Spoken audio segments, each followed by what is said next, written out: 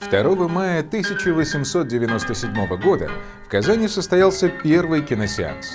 В городском театре зал был почти пустым, сбор составил 130 рублей. Казанцы смогли увидеть впервые на экране самую знаменитую картину «Прибытие поезда» братьев Люмьер. Это событие тогда описала газета «Казанский телеграф», которая на своих страницах отметила, что программа весьма интересна и разнообразна. Первый сеанс прошел на хорошем техническом уровне под выступление театрального симфонического оркестра.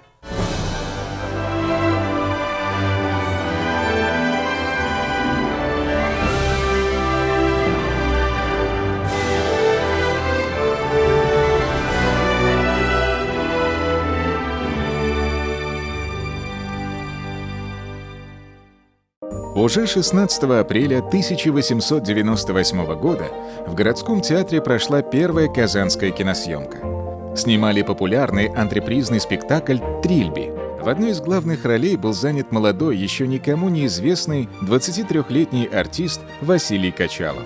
Постановку сняли на настоящий и притом усовершенствованный новейшей конструкции синематограф Люмьера, купленный лично у самого изобретателя. Первые места для кинопоказа в Казани появились в 1905 году.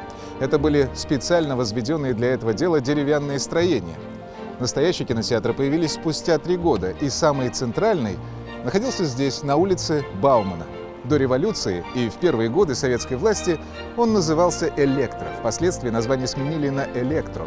Программа картин менялась каждые 2-3 дня, а зрители восхищались игрой первых российских звезд – Верой Холодной, Иваном Мазжухиным, Витольдом Полонским, Владимиром Максимовым, Осипом Руничем.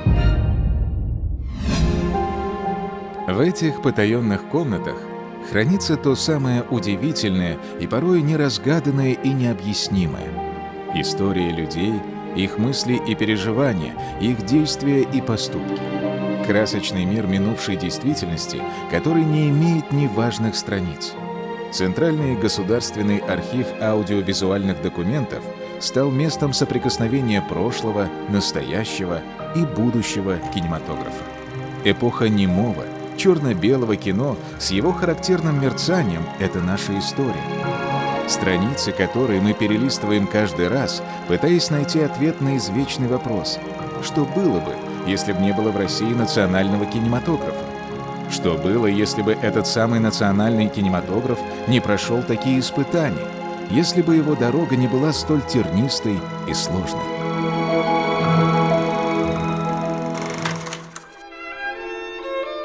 «10 августа на станцию Свияжск на бронепоезде прибыл Троцкий. В числе сопровождавшей его многочисленные свиты были кинооператоры, специально приглашенные для съемок фильма «Взятие Казани товарищем Троцким». Сама премьера фильма состоялась в январе 1919 года.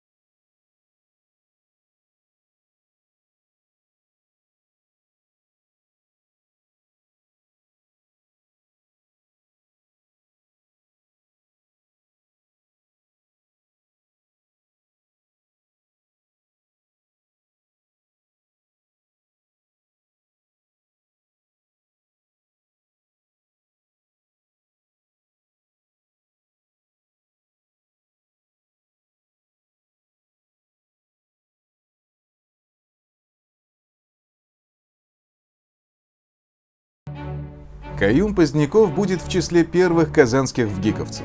В 1926 году при Центриздате в Москве организует группу восточных сценаристов, куда на учебу отправляется и Каюм Поздняков. В 1930-м молодой режиссер приступил к созданию собственных произведений. В 1932 году он снял художественный фильм «Малыш из Зеленого Дола». Каюм Поздняков также работал на киностудиях страны, принимал участие в съемках фильмов «Веселые ребята» и «Трактористы». Незадолго до Великой Отечественной войны он вернулся на родину, где создал более 100 хроникально-документальных фильмов. Наверное, немногие знают, что в кинотеатрах Советской Татарии каждый художественный фильм начинался с киножурнала «На Волге широкой». Его выпускали документалисты «Казанской хроники», которая была организована еще в 1936 году. Документальные фильмы студии получали высокую оценку на всесоюзных фестивалях и смотрах. Включались даже в каталоги для показа за рубежом. Среди первых картина Мусе Джалили «Жизнь-песня» режиссера Юлдуз Карамышевой получила множество премий и была закуплена несколькими странами. Фильм «Эрзя» показали в 90 странах мира. Именно казанские кинематографисты воплотили на экране творчество великого художника, чьи работы до этого пылились в подвалах. Но главное заключается в том, что как бы ни критиковали сегодня советскую систему, именно в СССР кино формировало национальную политику государства. Коренные народы Поволжья, благодаря работе Казанской студии кинохроники, были обеспечены национальным материалом. По объему дубляжа Казанская студия кинохроники превышала Мосфильм. Там переводили только зарубежные фильмы на русский язык, дублировали. А наша студия дублировала и зарубежные, и отечественные фильмы на все языки Поволжья. В каждом городе региона был наш корпункт по съемке хроники и студия звукозаписи для дубляжа. Актеры того или иного города, региона, они приходили и дублировали все эти фильмы. Представляете, какая штуковина? В любую, даже в самую застойную эпоху, будут люди, готовые найти способ для самовыражения. Сильное дерево с могучей кроной, чернеющее и высыхающее в конце фильма. Этой метафорой режиссер Владимир Игнатюк показал неизбежную закономерность увядания жизни. Во время съемок к фильму о Салихе Сайдашеве режиссер картины Ширьяздан Сарымсаков переживал, что сохранились не все ноты Сайдашева, и его письменное наследие выглядит слишком скромно. Режиссеру приходилось собирать по крупицам факты, детали, свидетельства современников, потому что кинодокументалисты — это настоящие исследователи того времени или той темы, которой посвящен их фильм. Они все жили в кино и для кино. Они ловили каждый момент из жизни.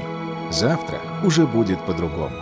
Кинооператор Валентин Кузьмин на КАМАЗе вел съемки на 40-метровой высоте монтирующегося корпуса литейного завода. Кинооператор Валерий Севастьянов как-то сказал, что даже в воздухе ему приходилось снимать все без брака и с первого дубля, потому как второго могло и не быть. Режиссер Виктор Беспалов был не только блестящим творческим новатором, но и педагогом, сделавшим многое для становления молодых кинематографических кадров. Люди того времени любили учиться. Они познавали все новое и неизведанное. Они искренне любили свою работу. За создание фильмов «Татарские гармошки», «Кырлай» и музыка Назиба Жиганова режиссер Виктор Беспалов был удостоен Государственной премии ТАССР имени Габдуллы Тукая. Желание жить и трудиться объединенно у кинематографистов было во все времена. Попытки создать некий союз, который решал бы вопросы по согласованию общих интересов, были предприняты не раз. В 60-е годы появились новые стимулы в виде примера Союза писателей и Союза художников Татарии. Объединение кинематографистов по профессиональному принципу стало некой отдушиной творческих людей, мечтавших сделать настоящее большое кино. В марте 1981 года был образован Союз кинематографистов Татарской АССР. Первым секретарем Союза кинематографистов был избран Игорь Алексеев. Позже, в течение 14 лет, Союз возглавлял кинорежиссер Харис Фахрутдинов. В разные годы председателями были кинорежиссер Наиль Валитов, кинокритик Роберт Копосов, кинооператор Юрий Гвоздь, кинорежиссер Ильдар Матуров. В 2015 году председателем Союза был избран кинорежиссер Ильдар Ягафаров, который был переизбран в 2019 и возглавляет эту общественную организацию по сей день. Союз – это объединение людей, которые выполнили великую работу. Вот другое слово не могу сказать. Это люди, которые поднимали нефть Татарстана. Этими кадрами пользуется весь мир. Союз – это Нижнекамск нефтехим, его строительство, Нижнекамшина. Это КАМАЗ. Все эти хроникальные кадры и фильмы сняли люди нашего Союза. Богатейшая по тем временам организация «Союз кинематографистов СССР» была главным, как сказали бы сейчас, спонсором региональных союзов. Деньги шли из Бюро пропаганды киноискусства. Материально-финансовое благополучие союзов позволяло щедро оплачивать творческие командировки и оказывать социальную помощь любому члену союза. Именно тогда сформировалась четкая система проката. И кино было одной из главных бюджетообразующих отраслей народного хозяйства. Республика за счет проведения кинопоказа наших фильмов отечественных ежегодно сдавала в бюджет 12 миллионов рублей. 5 миллионов давала только Казань. Даже в сложную перестроечную эпоху были работы, сделанные на полном энтузиазме. Это кадры из фильма Хариса Фахруддинова «Иман». А это фрагмент картины Владимира Игнатюка «Аяз». Это необычное кино, возможно, такое, которое никогда не станет массовым, но у этих картин всегда будет свой зритель.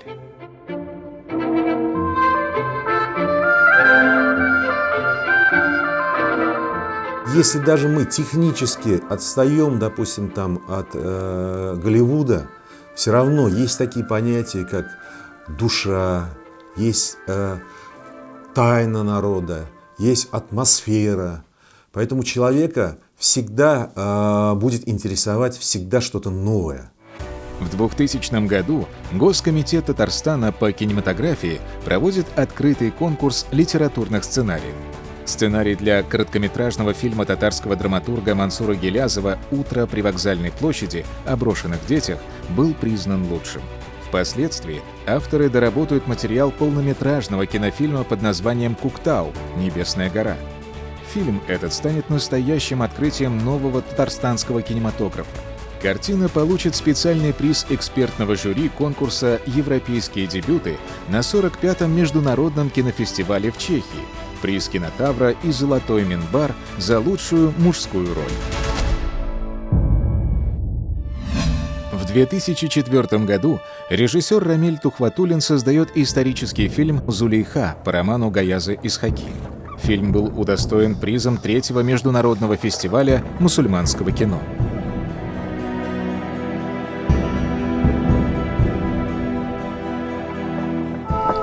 Волка пришел.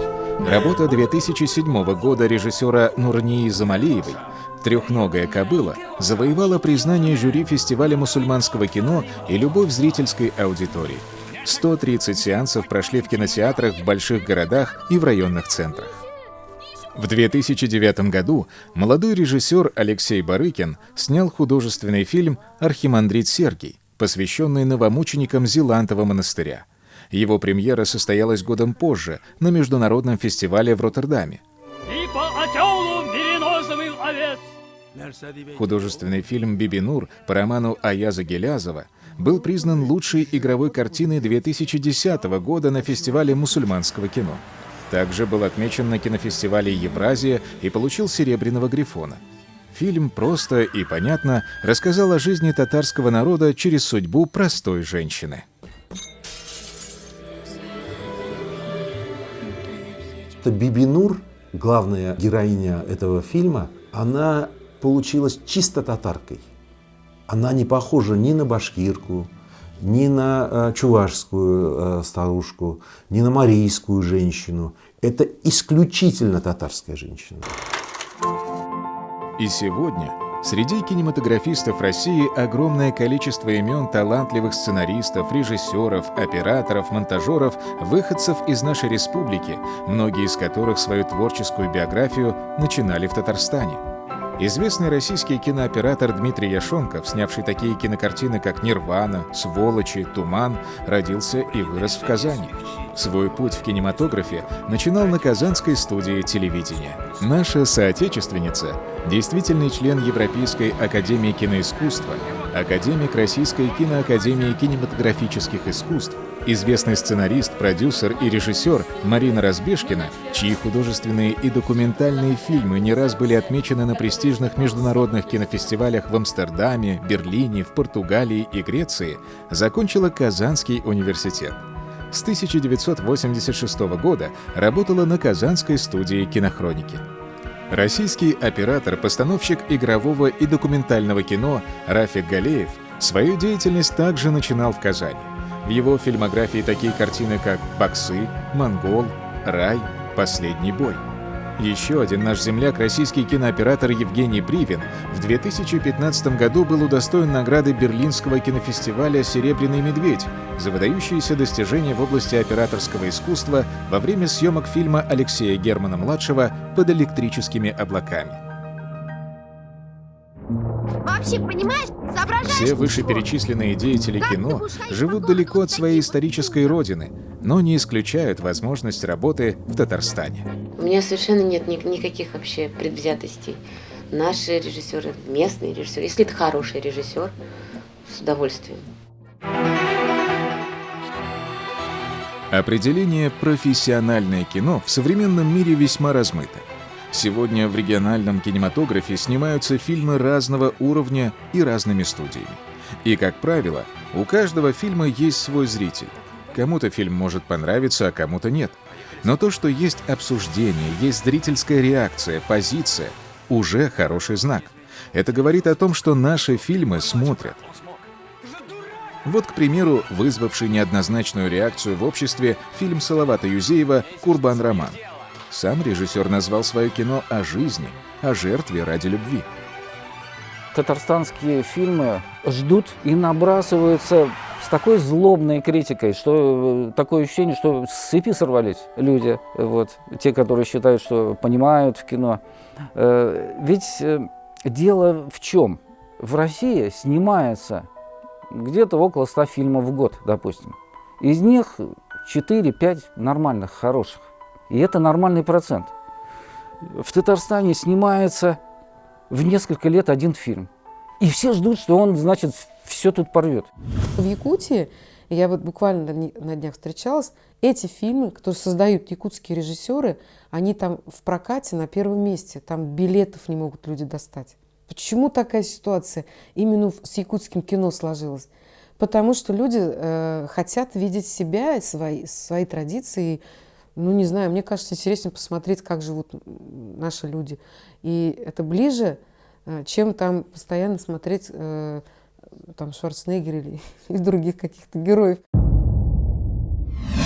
Человека легче заставить плакать, чем рассмешить. Мировой кинематограф, в том числе и советский, очень часто обращался к такому понятному и любимому жанру, как комедия. Люди смотрели эти фильмы и пересматривают до сих пор. Телефильм «Беренче театр», первый театр, снятый еще в 1961 году, один из таких примеров. Его даже сложно назвать полноценным художественным фильмом. Он больше похож на телеспектакль. Тем не менее, он снискал огромную любовь у зрительской аудитории.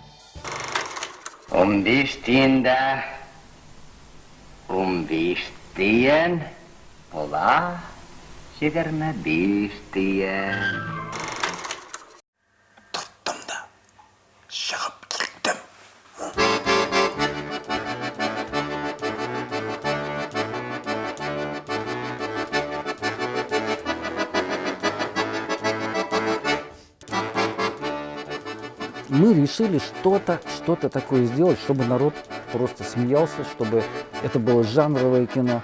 Тем более вот в татарстанском кинематографе комедии вообще очень мало.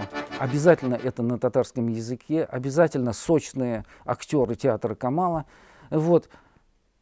Мы решили сделать это смешно, чтобы народ смеялся, чтобы народ шел на это.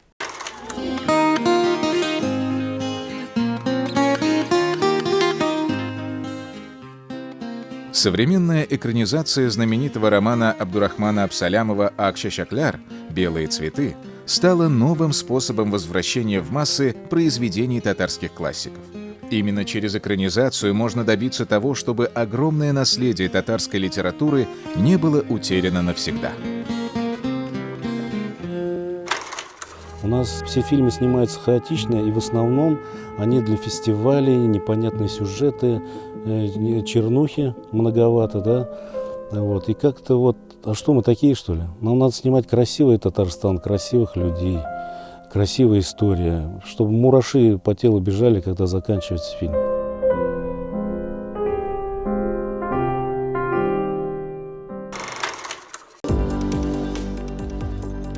Сегодня многие казанские студии успешно работают на федеральных каналах, делают качественные мультфильмы там, где за это могут заплатить. Как говорится, спрос рождает предложение. Если бы такое предложение поступило из Татарстана, то кто бы из востребованных специалистов мог устоять? На мой взгляд, мультипликация есть только мировая. Но нет никакой отечественной мультипликации. Если есть «Ежик в тумане», это мировая мультипликация. Она общепризнанно мировая. Если есть специалисты, абсолютно неважно, где они родились и где они были воспитаны, пусть это будут, например, специалисты из России или даже из Татарстана, которые достаточно хороши, чтобы работать на мировом уровне, они будут работать на мировом уровне.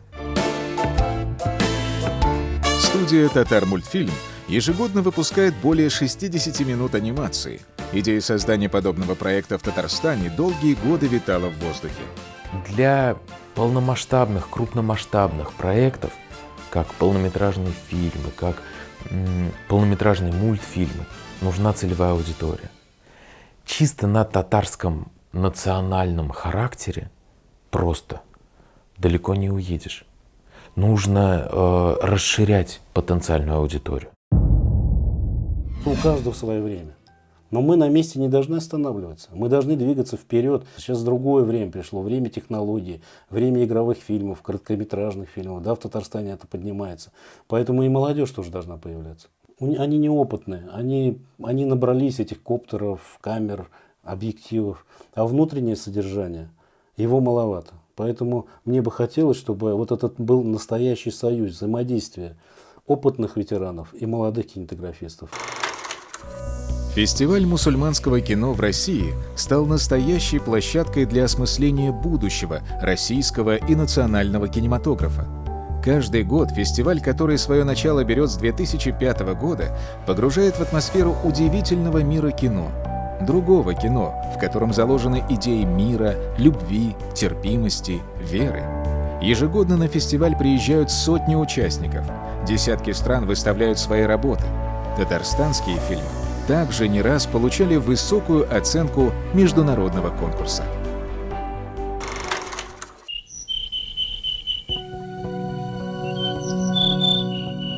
Так что же такое национальный кинематограф? По какому пути он должен развиваться и какие цели преследовать? Нужно ли догонять и перегонять Голливуд, который за эти 100 лет стал просто гигантом, законодателем киношной моды, если хотите, недосягаемым идеалом? Является ли он идеалом вообще? Может, в национальном кинематографе, в частности татарском, есть то, чего нет даже в самом Голливуде? Его душа, атмосфера, чистота.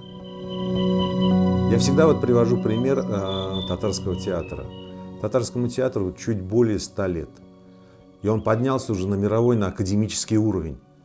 Хотя мировому театру несколько тысячелетий. То есть за 100 лет татарский театр смог догнать и встать, занять достойный ряд в мировом театральном искусстве. И я верю, что с кинематографом произойдет то же самое. Выход именно из тупика, то есть какой-то прорыв должен быть именно в области создания аутентичного, ментального такого кино, может быть, даже этнического, потому что очень много в России возможностей снять такое аутентичное кино. Кинопроизводство – это больше, чем профессия. Кино – это семья, Это родители и дети, это друзья, это радости и огорчения, это взлеты и падения, это мысли, чувства, душа. В России есть гигантский пласт регионального кино, который ждет своего часа. И во многих регионах этот час уже пробил.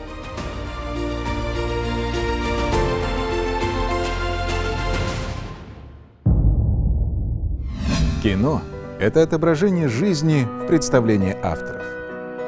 Каждое новое поколение пытается привнести в кино что-то новое, неизведанное, что-то свое. У нас есть чем гордиться, у нас есть что знать, у нас есть что помнить. Настоящая жизнь кинематографистов со всеми трудностями и неурядицами, со всеми радостями и бедами не видна зрителю, она остается за кадром. Именно на съемочной площадке рождается чувство удивительной солидарности и неподдельного желания быть приобщенным к одной единой цели — поделиться тем, что так глубоко запрятано в сердце.